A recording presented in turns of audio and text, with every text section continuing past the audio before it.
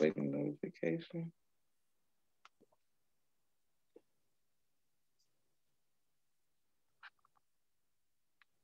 Okay, perfect.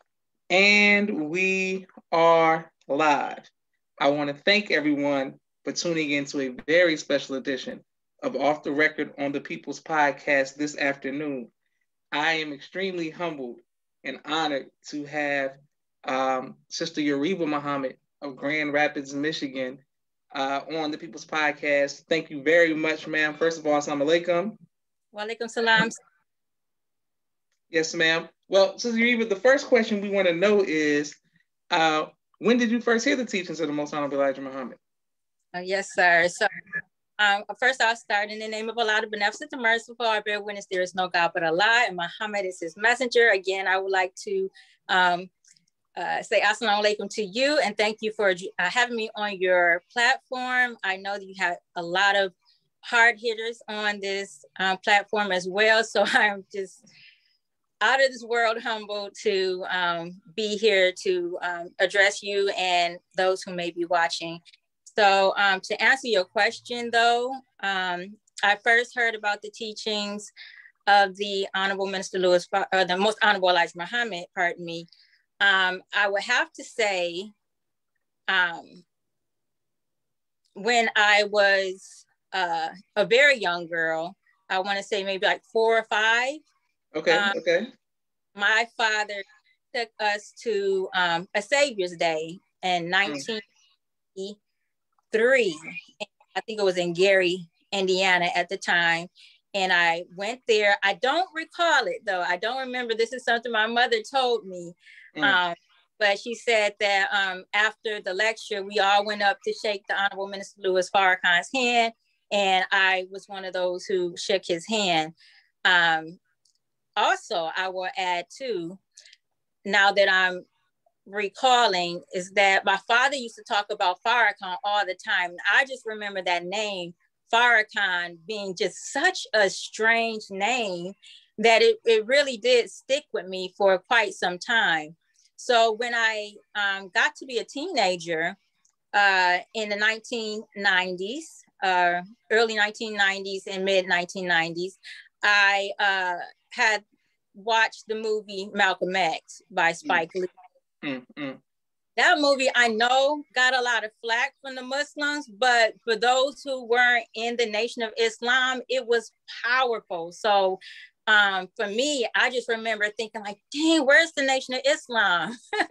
Where's the Nation of Islam here right now today? So I just remember thinking that if it was a Nation of Islam around, I would definitely be joining up with them. But I'll have to fast forward a little bit more. Yes, ma'am. In the early 2000s, my husband, we just married in 2000, Robert Dion Muhammad, may Allah be pleased with him. Beautiful, beautiful soul, beautiful husband.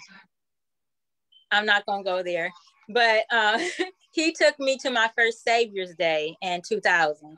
And I just remember thinking that, oh my God, it was just a whole completely other world. The sisters were wearing their brown garments. This is probably why I have my brown garment on today. But I remember in those beautiful brown garments, and I just wanted to be one of them. And since I couldn't buy my own regulated garment, I purchased just the Indian, garment that, had the scarves and stuff. So anyway, I just knew that I wanted to be a part. And after that point, I went to, strive a little bit harder in trying to join up into the Nation of Islam. So that's in a nutshell. There's plenty more in between the lines, but to get it started, that's how I heard about the nation. Beautiful. Praise be to Allah. And thank you again. Can't stress enough on behalf of myself, my family, and the viewing audience that we thank you for your sacrifice and the sacrifices of your family. We love you and your family, and we support you and your family. My sister Miriam says, Assalamu alaikum, family. Brother James R. Ever says, ASA, Brother Joshua, and Sister Yreva. And maybe say yes, ma'am, may Allah be pleased. Okay, beautiful. My next question was, how did your parents and family feel about you joining the nation? Well, they were already that route. So in the 1980s, but my father unfortunately fell into the drug. I like to call it you can call it a pandemic, epidemic, but that drug culture that kind of overtook Flint in that area. I grew up in Flint, Michigan, and Flint, Michigan, I have to say, when I was young, was a very beautiful city to grow up in. As we were middle class, Black family, and we had a lot of professional persons, doctors, school teachers, lawyers, lots of Black people. And there was an art culture there too. So the arts and culture was huge there in the Flint and Detroit area. So it was really a beautiful time. But when that crack epidemic hit, it really destroyed a lot of families. So my father, like I said, he got started into wanting to come out and join the Nation of Islam. But fortunately, he got caught up in that wind. My mother was still very Black conscious. And so when I told her that I would be joining the Nation of Islam, she was overwhelmed. She was like, "Oh my God!" So she just, and that's when she told me that that they went to Savior's Day one day, and we actually went and met the Honorable Minister Louis Farrakhan. So I really didn't have any problems as far as my family goes. My grandmother, of course, is a devout Christian, beautiful Christian woman. Yes, ma'am. So, but she was very open-minded, always has been. So she never had any problems with it as well. As a matter of fact, my grandmother has come to several Savior's Days, and last year, praise be to Allah, she came last year with our family to Savior's Day to hear the Honorable Minister Louis Farrakhan's message of the unraveling of a great nation. Praise be to Allah. Beautiful. Once you came into the mosque, who trained you? Like, what were the laborers like there? What was it like being in, were you in Flint or were you in Grand Rapids at this time? So I was in Grand Rapids, a mosque. We had a very small study group. My husband found study group coordinator here. It was Frank Drain at the time. And it was just a couple of brothers who were in at that time. And so we were going to a study group on a weekly basis, and we would meet at the brother's home, and met his wife and beautiful sister Melanie, helped to kind of coach me into processing. Sister Margarita, Hispanic sister as well, was the student coordinator when I first came in. So she also helped to coach me into the Nation of Islam, but we had to travel to Detroit for our processing class and training. So that was a weekly thing that we did. We traveled weekly to Detroit for processing. And let me tell you, I know why they call Detroit number one. Detroit number one was just a nurturing ground for me. Just the sisters there in Detroit, nothing but love and nurturing. They pour themselves into you. All of the sisters, I've never had any problem with any sister at that mosque. And a shout out to all of my Detroit sisters. I love you. Thank you all for being that mothering for me and helping me to develop and grow. Sister Majida was the student captain there at Detroit number one. Yes, ma'am. Phenomenal, beautiful, beautiful sister. Again, very loving and nurturing. So that was our captain when I came in. Also, Sister Aisha was the national captain. So we would go to to Chicago, I don't think we went to Chicago very often. I think that might have been my first time going to Chicago was in 2000. So I didn't really get a chance to meet Sister Captain Aisha until later on. But that was my start, was Detroit #1. Beautiful. Praise be to Allah. And my sister Miriam says that's beautiful. Okay, excellent. Thank you all for watching. Please like, share, and subscribe. Okay, yes, ma'am. Now, Sister Yreva, what was it like for you meeting the Most Honorable Minister Louis Farrakhan for the first time? Wow. First time I met was. So we're going to fast forward to the time when I actually got a chance to meet him. And the unfortunate time when I did get to meet the Honorable Minister Louis Farrakhan was on the funeral of my departed husband, Brother Robert Dion Muhammad. It was quite a blur. I think that I was in a zone at that time. So a lot of things didn't really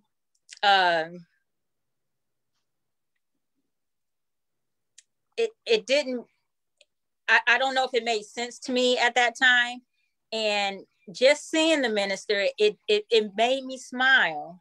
It made me smile, but I just don't remember much after that. I know he said somewhere, and one thing about when the minister speaks to you, even if you're zoned out, that it penetrates and it resonates with you, and it comes out at different times at the right time, if that makes sense. Yes, ma'am. I'm meeting the Honorable Louis Farrakhan in that environment. I have to say that I was just so thankful that he was there. I felt safe. I felt that everything was going to be okay, and I felt strengthened, because moving up into that moment, it was just, everything was really automatic and without feeling, almost, that you just kind of in the moment doing things. And so in those robotic movements, after everything is all said and done, you can go back and review things that happen. You can say, okay, I see what this is or what that was. And so a lot of the reflections came after the fact, when the minister was out of my presence. So the next time that I actually got a chance to, and it was a couple times in between, but that I actually got a chance to meet and speak with the Honorable Minister Louis Farrakhan, was August of 2019. And we actually had a sit down. And basically it's one of those feelings that, you're coming to a divine person, almost like an elder to you, where all you want to do is sit at their feet and just listen and look up at their face and take in everything that they're telling you. And so that's how I felt. I felt like a little girl. I felt like a child with him. And I didn't speak too much. I just listened. And some things, like I said, again, some things sat with me, and other things are coming to me little by little. So just an amazing experience. Very amazing experience. Beautiful. Praise be to Allah. Yes, ma'am. Well, what year did you say you I want to make sure I got the right year. The year that you accepted the teachings. You said it was when?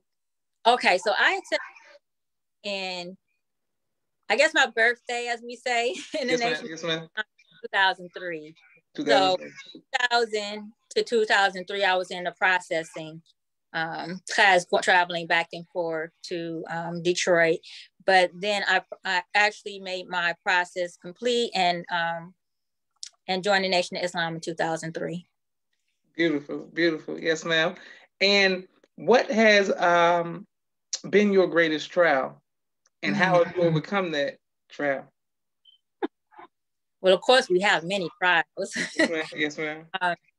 The greatest one, as you probably would expect, was the loss of my husband. Sometimes, because I'm going to go into how I overcome it too, but in a nutshell, that I believe was my greatest trial, because I have never had anyone so close to me that I lost. I think the next closest person I had was my grandfather, and I was actually there when he passed at the hospital room. And you're kind of prepared a little bit to take that loss when you know that someone is sick and they're dying. And that was the case with my grandfather. We were visiting, and I just remember being in the room with him, and we were singing songs to him and just talking and just trying to make his last days peaceful.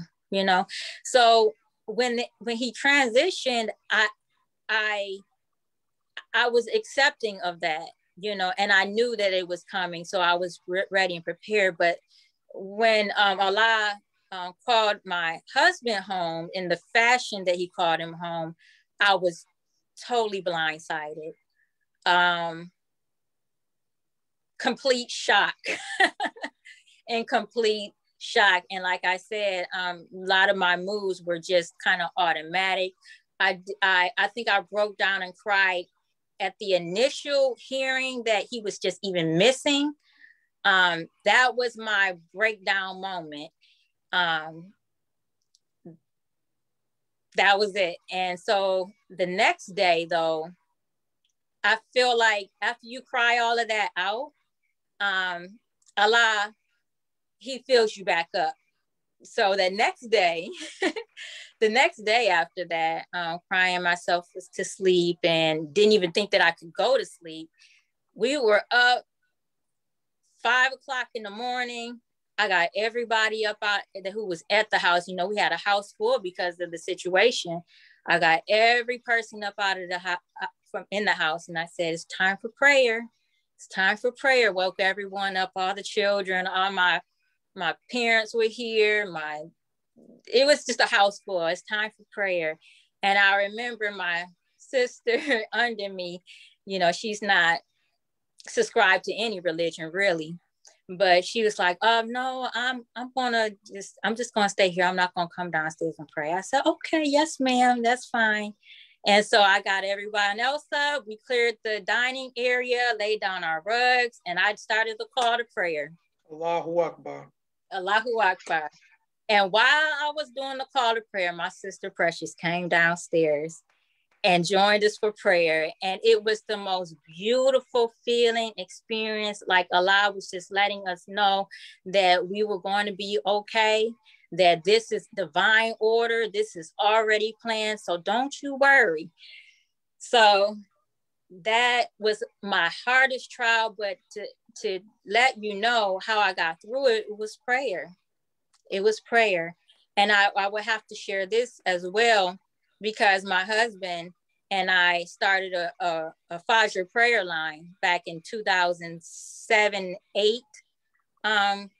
7 and 8. I think that's when 7 or 8, during that time we actually started. And he used to do the call to prayer on the call. Yes, and ma'am. So, he did that for a number of years. Brother Rasul stepped in and he did it for a number of years. And he had a few ministers on there that kind of manned the line as well. But when that was all said and done, after the years had passed, and my husband, his responsibilities started to get more and more broad here in the city. So I ended up taking on the call, which I started it in the first place. I started it for mostly the sisters. Yes, ma'am. But when he heard that I was doing it, he helped me to set it up, and it ended up being more than just for the sisters. It ended up being for everyone. So that's the story in a nutshell. But I say that to say that I had fallen away from the Fajr prayer line for almost a year, or maybe even more, because during this time as well, I was having more children. Every couple of years, Brother Robert and I are having another baby. Yes, ma'am. And so I was getting, it was difficult for me to get up in the morning. So I ended up falling back from that, and I had other sisters who would handle the Fajr prayer line for me. So fast forward to when Brother Robert's transition happened, we also did the Fajr prayer line during his janazah prayer, his janazah service. 5 o'clock in the morning, we had a call to prayer then on the Fajr prayer line. And then after that point, I just continued it. I came back. I want to thank everyone on the Fajr prayer line for, please don't let me start getting emotional, for holding it down and for keeping it going, because what I ended up doing, I didn't join right away after Brother Robert's transition. Would expect it took me a while to come back, but I would call in to my own Fajr prayer line, and I would just listen. And not let anyone know that I was on there. And I did this for, oh my God, it must have been months. But I remember them reading a book that still resonates with me right now. And it was When You Get Into Trouble, Nurse, from the Holy Quran, by from Brother Dimitri Muhammad. And so they were reading that. I just call and listen and have them read to me. And that's what I was doing. We would read the Holy Quran, and then we would read that book. And basically it nursed me back. It nursed me back to where I am now. And I still get on there. We still do the call to prayer. So I just want to thank my beloved brothers and sisters on that line who continue to support us and support it. Really, is the line is for the believers. So beautiful. Yes, ma'am. And thank you. We can't thank you enough for your strength. What advice would you give to those who has to handle the loss of a life of a loved one? What advice would you give them? You have to, it's no coincidence that we're in the study guides right now to rising above emotion into the thinking of God. Yes, ma'am. Because you really have to do that. And it teaches you how to do it. Teaches you how to question Allah when you're going through tremendous pain, tremendous loss. And you don't understand where this is coming from because you think that you have been doing everything that you're supposed to do. You've been in the struggle, you've followed all the rules, so you feel like, well, I wonder why this is happening. And we have the example of Job in the study guide 18, for those of you who aren't aware. The Honorable Minister Louis Farrakhan has given us self-improvement, the basis of community development. This is the second book, and we are in study guide 18. And in that, Job is one of Allah's beloved servants. Yes, ma'am. And he had an abundance of wealth, large family, very dutiful servant, and his afflictions were severe, and one after another. And you hear him cry in this story about, wow, what's going on? Did I do something wrong? Or why is this happening to me? And it said that Allah answered him out of the whirlwind, of his afflictions. And so we have to remember, when we are at our lowest point, especially after our striving, and we are in the whirlwind of the trouble or the trauma or the situation, that's the time to call on Allah. That's the time to say, help me to understand. And you have to do it in the right spirit, as we're taught, but help me to understand and guide me to be accepting of your plan, because we're going to be the winners. The victory is ours, right? We know this, but we have something to go through. Nobody just wins without working hard. Nobody wins without the sacrifice. You can't be a strong fighter without the training.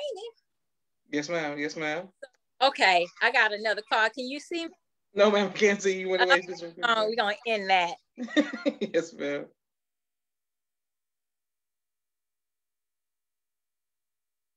Okay, we're waiting on our sister.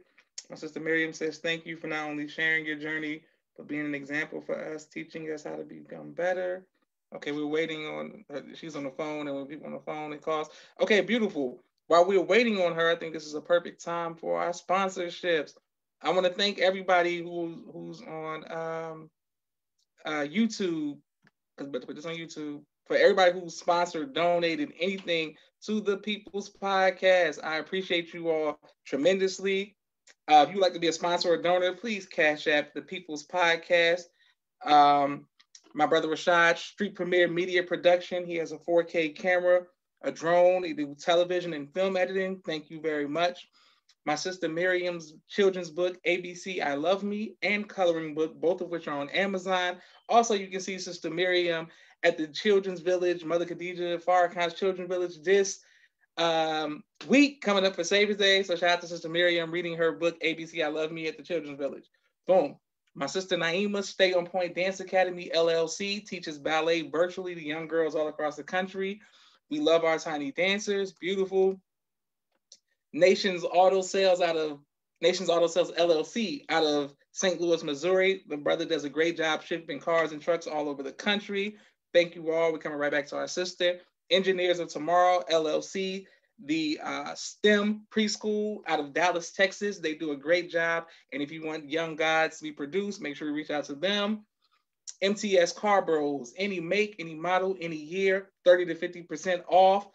Out of Los Angeles, they do a great job. Thank you for your support. Raising Black Millionaires, Sister Tia Muhammad. She teaches economic empowerment and development via flashcards. Thank you very much. Also, Brother Kenneth, bow tie maker extraordinaire. He'll ship bow ties to you all across the country. Thank you very much. Hip Hop Detox, they have a holistic approach to teaching and empowering the youth in high schools all across the country. They do a great job. Shout out to the Hip Hop Detox. Brother Chantil X, the X and X-Rex, he pays truck drivers weekly, and they specialize in refrigeration. Make sure we shout out to Brother Chantil. Sister Latasha Muhammad out of Indianapolis, Indiana, Queen is I Poetry and Apparel. Queen is I Poetry and Apparel. Let's make sure we should support our sister. Also, Nurse Betty Muhammad right here in Atlanta, Georgia. She has the frontline workers. They have a Nurse Dream Cream. So shout out to them for selling that Dream Cream. Dr. Henry M. Carter, King Henry's Turkey Legs right here in Atlanta, Georgia. Also, COVID-19 disinfecting cleaning services. Brother Rashad Muhammad out of Chicago, Illinois. Thank you very much. My father's book, A Soldier in the Movement of Christ, AbdulSharif.com. Thank you very much. And last but not least, my two books, Cleopatra, which is a children's book, and No Father, No Excuse, both of which are on Amazon. Thank you very much. Boom. Okay, we're right back. Okay, there you go, Sis Yreva. I didn't know you was back. I'm back.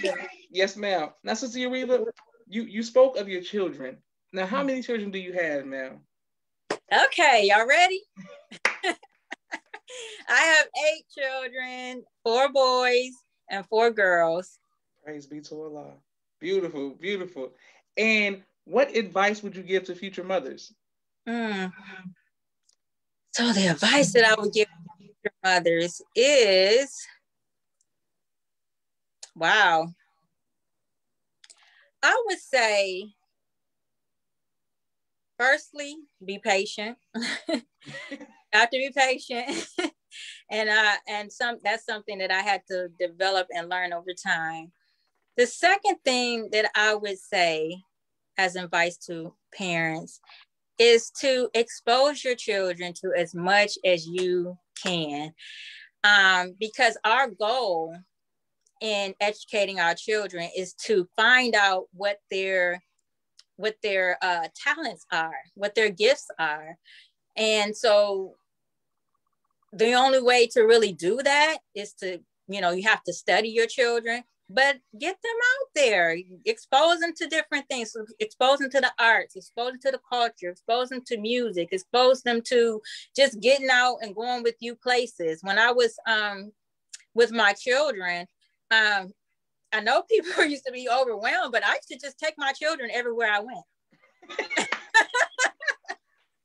I would be the lady with the car seat in this arm, a baby on the hip on this arm, somebody, tagging behind me, and yes, ma'am. Or somebody in the buggy. So that was me, and they go everywhere I go. They, I don't know if you remember that commercial, My Buddy. Okay, yes, ma'am. Okay. Those are my buddies, and we would go everywhere, so it was just an opportunity for them to see real life, real life situations. And I remember Sister Yreva saying that, your children can learn sometimes more going out with you, pumping gas at a gas station, than sitting in a classroom all day. So sometimes we can make teachable moments just on exposing them and getting them out and having them see more than just, your neighborhood. Go travel with your children. It's okay.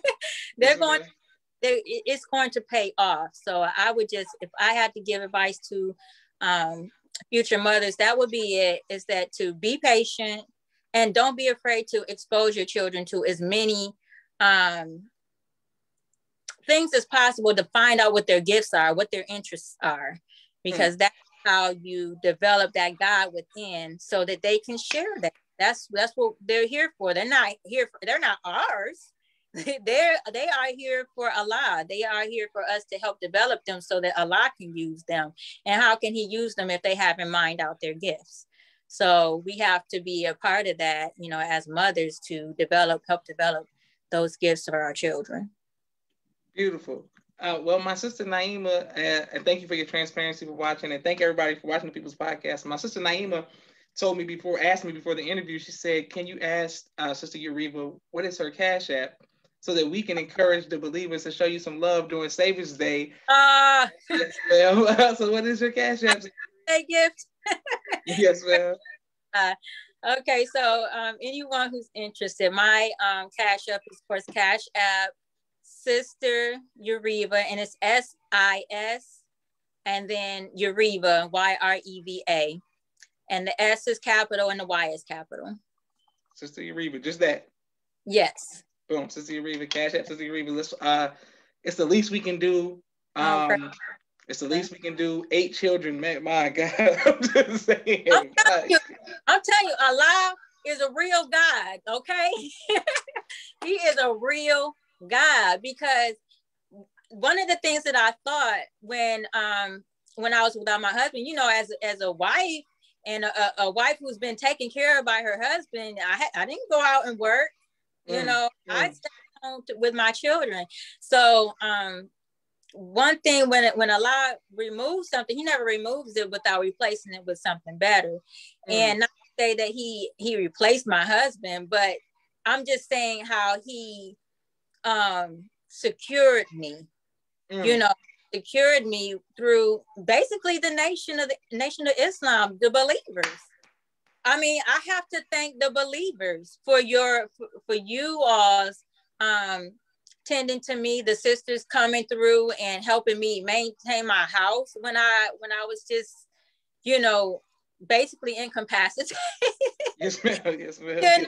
I wasn't cleaning and cooking like I used to, so they came in, they come in and they wash and clean and help me with the children and schooling and all of this. So, and then, speaking of the Cash App, the believers, one of the Sister Tamara, I think she's actually from Lansing, but I don't know where she resides now. But she has the modesty. Oh my God, what is it's on Facebook, but that beautiful sister set up a GoFundMe page. And let me tell you, I was able to keep up with my bills, so I'm just showing you how Allah works, through men to men. And he yes, is ma'am. God. I'm just trying to tell y'all, if you want to see Allah work his magic, go on and let go. Go on and let go. You submit and let go, and he's going to take care of you. This is mostly for the sisters. Let me tell y'all this, because I know it's a lot of single sisters out here, and you know, maybe some sisters in my situation, widowed sisters, sisters maybe in courtship looking for a mate. Do not discount that Allah is your man. Allah is your man, and he's going to take care of you. And when the time is right and circumstances are right, he's going to send you a well-made man, because guess what? He make carbon copies every day, right? So, you know, just bear with it, you know, be patient, and Allah's going to take care of you, but we have to submit. We got to find ourselves submitting to Allah, and he's going to take care of us. So I just wanted to say that. Beautiful. Sister Yreva, I mean, this, the inspiration that's coming from this interview is just phenomenal for me. Praise to Allah. Once we put on YouTube, for those who are watching, to see you be as strong and as resilient, I mean, Allah's got beautiful. Oh, praise to Allah. Praises due to Allah. Are you going to go in the ministry if you're not already into the ministry? Oh, brother. Ministry is everywhere. Yes, you know, I don't look to you know, be on a podium somewhere. I just try to be an example, because I remember when I and some of you might be seeing that on the video when I spoke to some of the believers in the city here in Grand Rapids, when the minister came to Grand Rapids in 2019. I can't remember the actual name of the lecture because it was so long, but we'll get that later. Yes, but ma'am. Yes, ma'am. I just remember how nervous I was. That's the point. Sitting on the podium addressing the believers, because we are really a divine, gifted, beautiful people, and you do not want to make any errors, any mistakes in front of the people. So it's very intimidating. And so I just I'm okay. I'm okay with where Allah has me right now, but you know, I just know that Allah, he moves his chess pieces where he wants to. Yes, and I'm just going to submit to wherever he guides me at this point. But you know, the ministry is everywhere. Beautiful, beautiful. Well, I have a few more questions for you. Thank you for your time, and thank everybody for watching the People's Podcast. Speaking of the Grand Rapids speech, I YouTubed it before, you know, the interview. So if somebody wants to watch it, just type in Minister Farrakhan Grand Rapids, it'll come right up. But us, the Atlanta FOY, we decided before the drill competition, they gave us some instructions of words that we couldn't say, we shouldn't say. War was in them, fighting, kill, you know, the usual list. But at the time, we heard of your husband and what took place. And I just came, I said a prayer. I YouTubed the speech where the minister, the Most High Minister Farrakhan, did a speech called "The Murder of a Muslim Must Be Murdered." I listened to it over and over, came to the brothers. I said, "What's up?" They said, "We with it." I said, "It's the least we can do until we're called on to do other things." And they said, "Let's go." We did the tribute to your husband in 2016. The Atlanta FOY, these were the Avengers. This is a different group of men.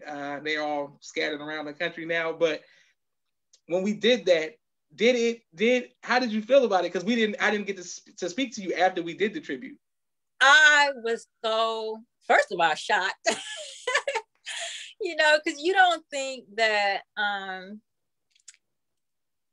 not to say that you all can't feel what I'm feeling, but you don't think that it touched people the way that it touched you, you know? So, no, though I was still kind of going through my pain, and I wanted to fight. I'm a sweetheart, but I wanted to kill somebody, you know, if I could say that. Yes, but you know, like I said, this is the time when you gotta, you know, we gotta fall in line and just, you know, trust the process. Yes, ma'am. Yes, so when I heard y'all brothers say that, I was like, oh my God. Oh my God. I don't know if I probably lost my voice, but I was like, Allahu Akbar, Allahu Akbar, because it gave me that that passion and that strength. Like, you know, I got a whole nation behind me, and I can never forget that.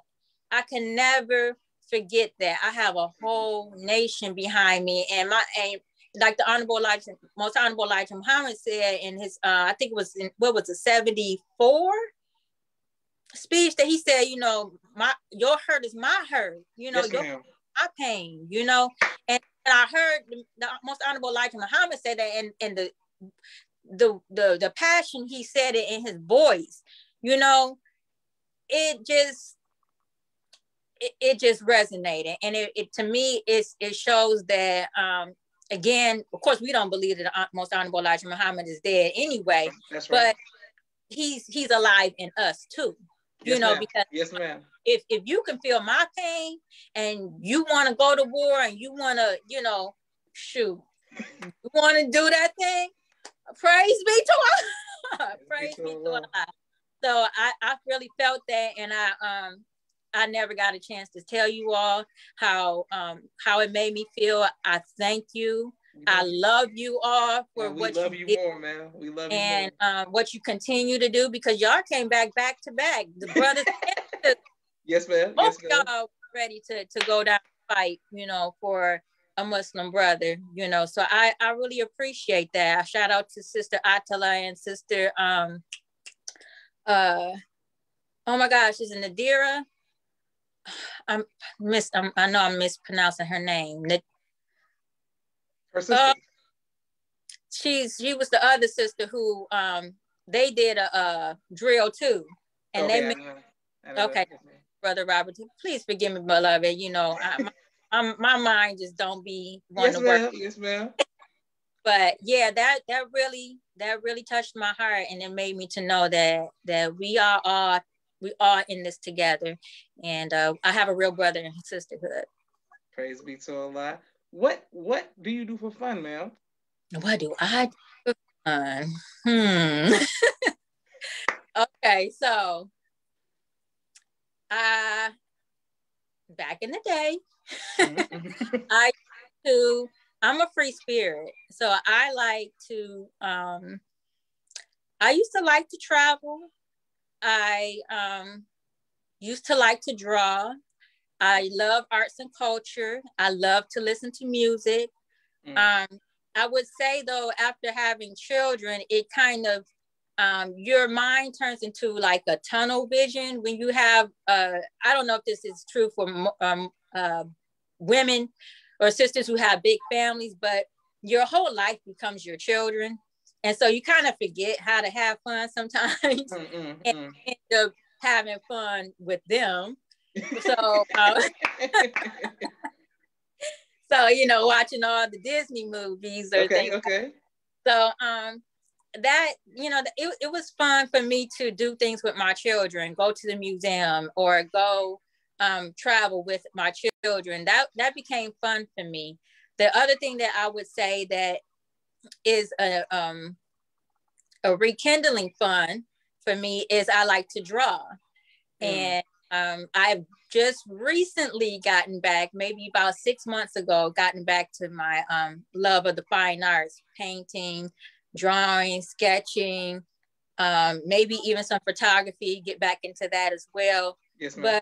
But I love arts and culture. That's my fun. I have fun with it. Beautiful. Same here. What type of music do you like to listen to, ma'am? What type of music?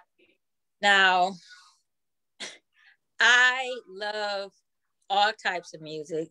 Okay. However, I cannot recall the artists of music because I listen to so many, yes, and the names of the music. So I'll always be found. I'm the one who's found singing the song or the music and changing the words as I go along. So that's yes, me. Ma'am. But yeah, I love, to be more specific, I grew up on jazz. Okay. So I have a real affinity towards jazz and music that has a jazz background to it. I'm more getting more into hip hop. I think that was that kind of came from my husband. He was into hip hop. As a matter of fact, he used to rap when I met him. Okay. And unfortunately, you know, I wasn't too interested in his rap songs and stuff like that. Although when I finally, you know, listened to some of his stuff, it was actually pretty good. Okay. So Yes, I ended up liking hip hop. So I'm into some hip hop now too. But yeah, for the most part, I'm a jazz R&B type of sister. Beautiful. Will you ever write a book on your personal life? Will I ever write a book on my personal life? We'll see how Allah leads me. I would like to. I think it's important, not for myself. I want to write a book more for my children, to kind of give them an idea, my children and my grandchildren, to kind of give them an idea of, you know, what I was like. You know, have you ever just wondered like what your parents and lives was like when they was growing up? Because I just don't remember. My parents didn't really talk about that. You know, it's a lot of things that that wasn't really shared with us when, you know, our parents were growing up, grandparents growing up. And I think it's just important to have the story, because we are our books. And if we don't write our own stories, who's going to write them for us, you know? Absolutely. Else's hands. And it's just good if we had some say so in it. Beautiful. I have two questions. The standard question I always ask each guest, but I wanted to just follow up to, we spoke of the drill team and us never meeting your husband or being aware that we met your husband, but the nation, we began to know him afterwards. Is there something you can tell us that we, aside of him, that we didn't see? Brother Robert, wow. Okay. So the side that most people didn't see, of course, he was extremely humble. Extremely humble. He wouldn't just he wasn't the one that was you always seen out talking. As a matter of fact, when he first started teaching, I didn't even know the brother could teach until he got up on the podium and started teaching. Because I was like, Robert never opens his mouth for nothing. You know, he just always, he's an observer. So he's one of those people who kind of just sit back in the cut and observe things that are going on. But when you ask him a question, oh man, he got something for you. So that's the type of person that he really was, is that he was a wealth of knowledge in a very young soul, if that makes sense. It's just a young person that when he spoke like he was like an elder, like he was old. And a lot of people used to say that. And then Brother Robert, he had like speckles of gray in his hair. So that kind of didn't make it no better that people be, you know, this young man with the gray hair, you know, the shepherd brother, you know? Yes, ma'am. So that I would share with people. And another thing that I would share, again, like I said, that he was very into hip hop. He loved to write poetry. Loved to rap. He loved music, period. He was just all around, listen to everything as well. One last thing that I would say about Brother Robert is that he was a jokester. He was comical.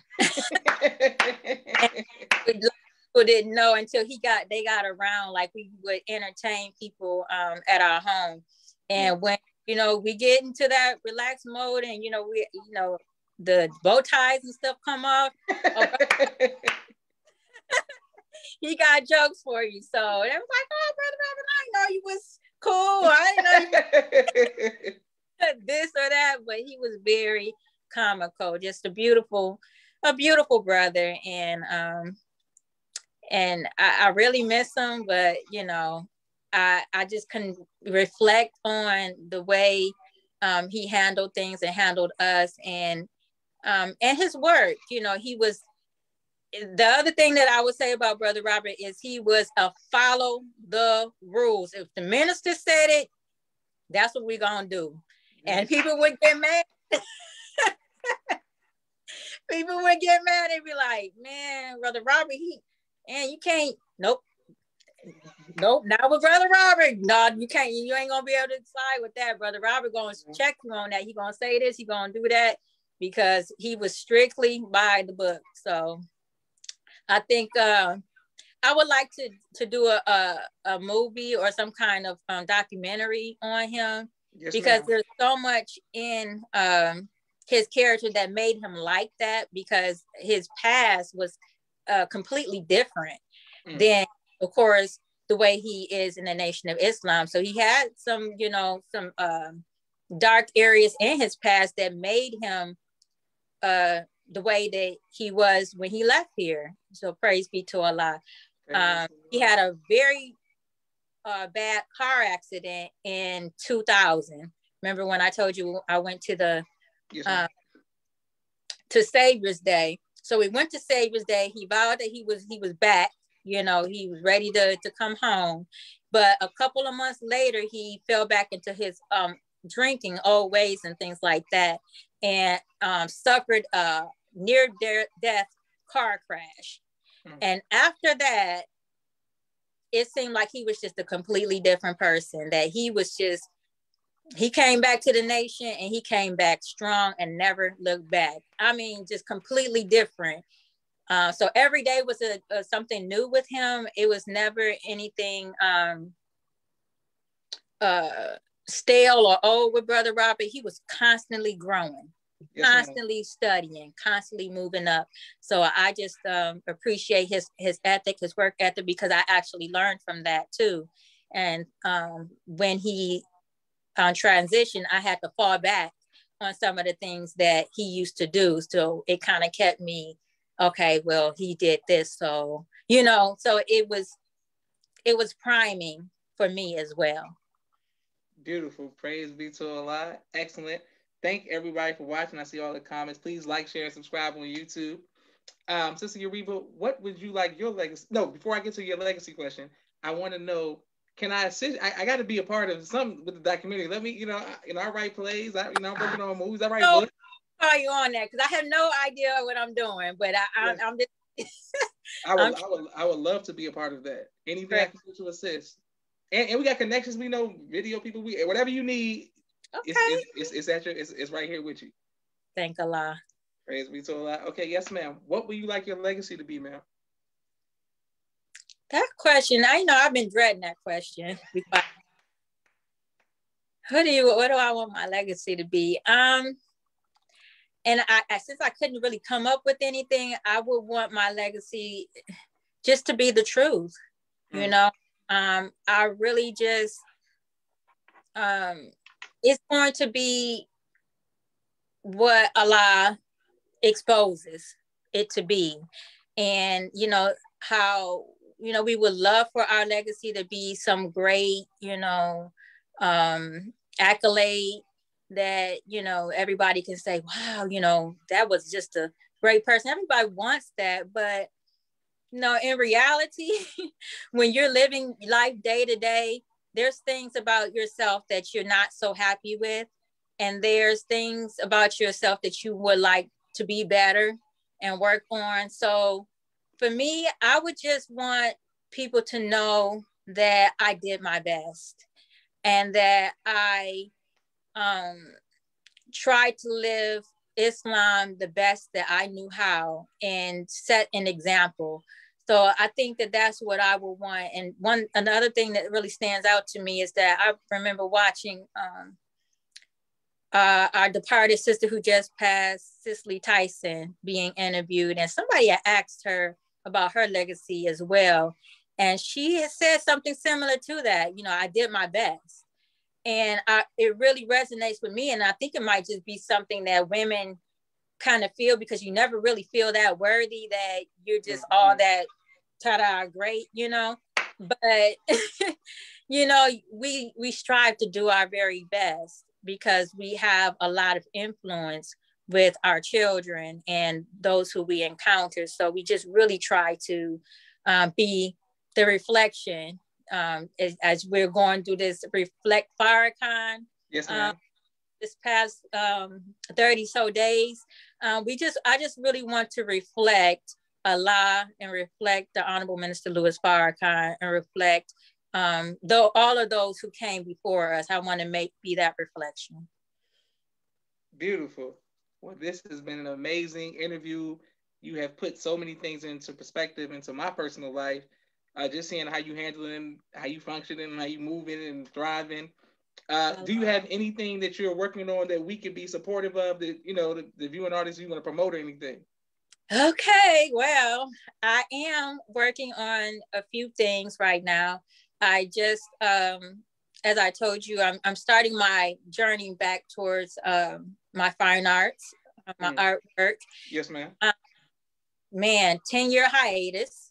So I'm working on some new pieces, and I just really thought to step out on faith this time and go ahead and open up an art gallery, virtual art gallery. And I have other things in the working that I won't mention at this point, but that's my start, my stepping stone. And I would like to ask those of you interested, you know, in supporting, or you would like some artwork.